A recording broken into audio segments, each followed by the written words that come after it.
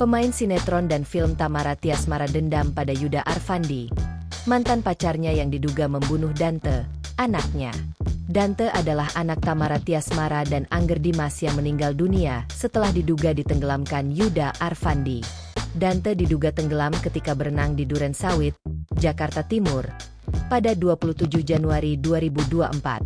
Soal dugaan itu, Yuda Arfandi tidak mengakui perbuatannya. Emosi banget sama dia, Yuda Arfandi.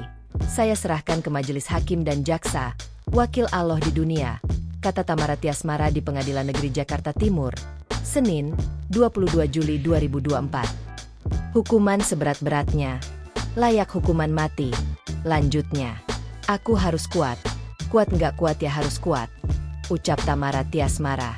Tamara Tiasmara bahkan emosi melihat Yuda Arfandi, yang kini menjadi terdakwa perkara pembunuhan Dante. Tamara Tiasmara itu terlihat emosi saat sidang lanjutan perkara pembunuhan Dante digelar di Pengadilan Negeri Jakarta Timur, Senin sore.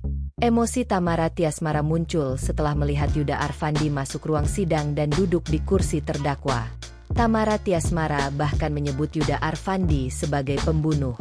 Yuda Arfandi adalah mantan kekasih Tamara Tiasmara setelah cerai dengan Angger Dimas. Tamara Tiasmara juga emosional saat bertemu keluarga Yuda Arfandi. Tamara Tiasmara bersyukur saat majelis hakim menolak eksepsi Yuda Arfandi, yang merasa keberatan dituduh sebagai pembunuh Dante. Saat ini Tamara Tiasmara berharap majelis hakim memutuskan hukuman setimpal untuk Yuda Arfandi. Hukum dia seberat-beratnya, ujar Tamara Tiasmara.